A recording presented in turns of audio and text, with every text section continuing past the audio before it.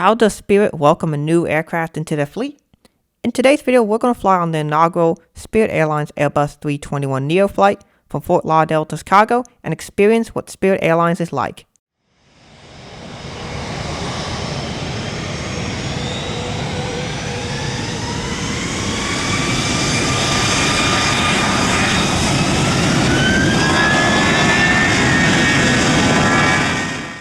On June 7th, 2023, I flew on the inaugural Spirit Airlines flight, NK1, from Fort Lauderdale to Chicago. This flight left at 7:30 a.m. and arrived in Chicago at about 9:45 a.m. The flight was just over 3 hours, about 3 hours 10 minutes, so it's a relatively long flight to fly on a ULCC carrier. When I got to the gate, there was no indication that this was a special flight, and Spirit Airlines really did nothing at all to do anything special for the first flight of a brand new aircraft type. I thought that was a little bit unusual, as most airlines do. The equipment for today's flight is November 702 November Kilo. It is an Airbus A321-271NX, the extended range variant of the A321neo. This will be its first maiden revenue flight. It had done 2 crew familiarization flights the days before in order to prepare the crew that was going to take this aircraft out for flying this type. The A321neo does have some differences from the A321 and from the A320neo, and therefore the crews are required to be familiarized on the type before they fly the aircraft. Boarding was timely, and we pushed back on time for our departure out to Chicago. We departed on runway 28 left.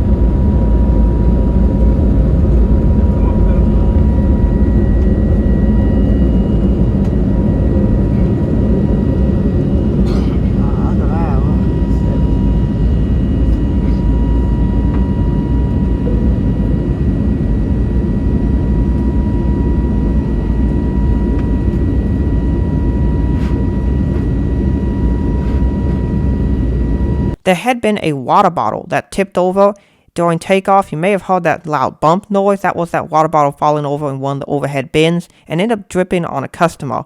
The flight attendants did manage to put a bunch of paper towels and such in the overhead bin to prevent it from leaking more, but it did still continue to leak on the customer during the flight, which is not ideal. And if I was the airline, I would have offered the customer some sort of compensation for it. Onboard services during the flight were provided. You could buy food, snacks, drinks, alcohol, and I did decide to go with a snack box and a Sprite. And considering the price and the amount of items you got for the money, it was actually pretty reasonably priced compared to what other airlines do.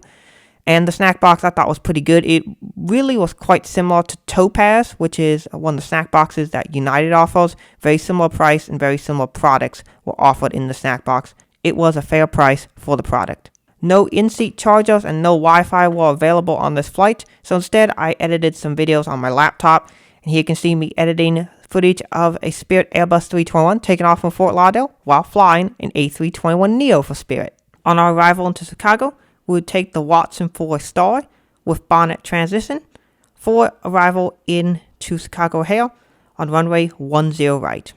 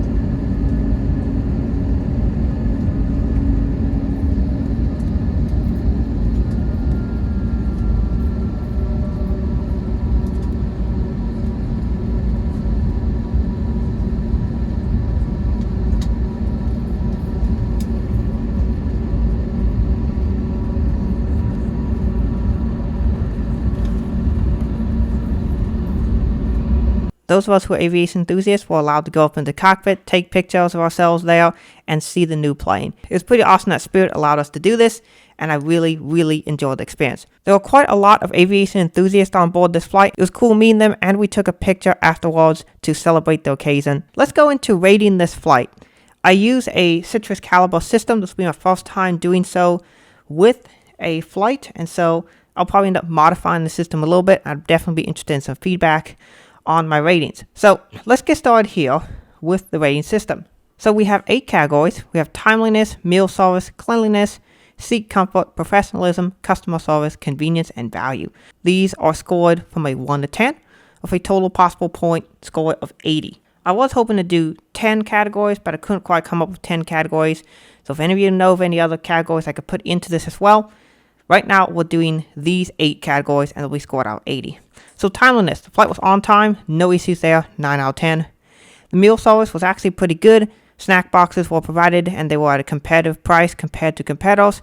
The snack box I had was very similar to the Topaz snack box, which is offered on United Airlines, and it was in line with the price and in line with the offerings. So meal service overall a 7 out of 10. The reason why it's not higher is because you do have to pay for everything on Spirit, including drinks. The only free drink or free item on Spirit is ice. You can ask for that. That is free. Cleanliness gets a 10 out of 10 because this is a brand new aircraft. So the aircraft was spotless clean.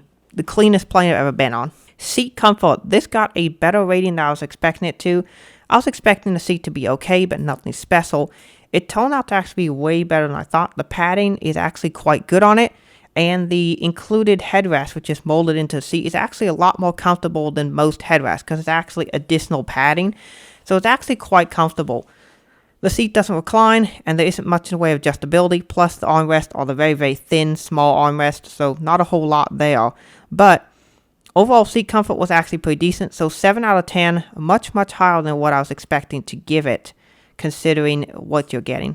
Professionalism with the airline, this was really good. The flight attendants were professional. My experience checking in at the ticket counter was also really good. Much better than I was expecting. The only difficulty that I had was getting a seat assignment. Was a bit challenging as I was flying non-rev standby travel for this one. They did eventually get my issue resolved and I was able to get on. So professionalism, 8 out of 10, very good job. Spirit seems to be very good with professionalism. Same thing with customer service. The flight attendants were very nice and they accommodated passenger requests as best they could. So 8 out of 10 for customer service.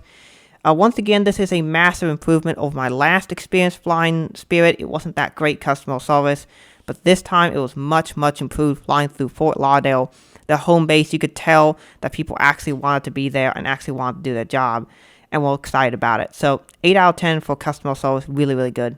With the conveniences category, this is obviously where an airline like Spirit is not going to score very high. This is one of the main differences between a Spirit Airlines flight and one of the mainline carriers is there's just not much in the way of conveniences offered. There are no charging ports on board. There is no Wi-Fi offered in flight. The seat does not recline. Things like that. So conveniences gets a 2 out of 10 because at least you get a seat.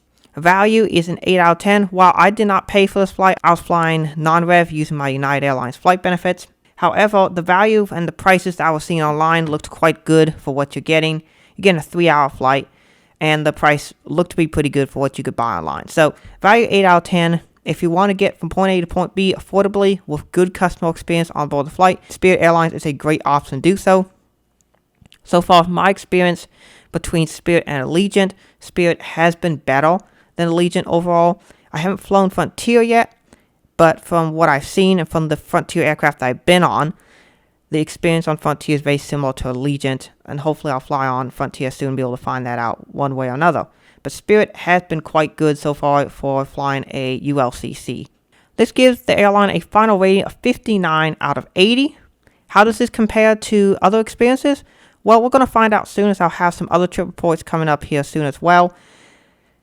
I thought overall it was a good experience and I enjoyed my flight on Spirit and definitely will probably do it again in the near future. So the fact that I would do it again probably says it was a good experience. 59 out of 80 is a pretty decent score. I'm interested to see how it compares to other mainline economy products, which I'll be trying out in the near future. The Vector cabin was pretty nice overall. Very clean, very modern.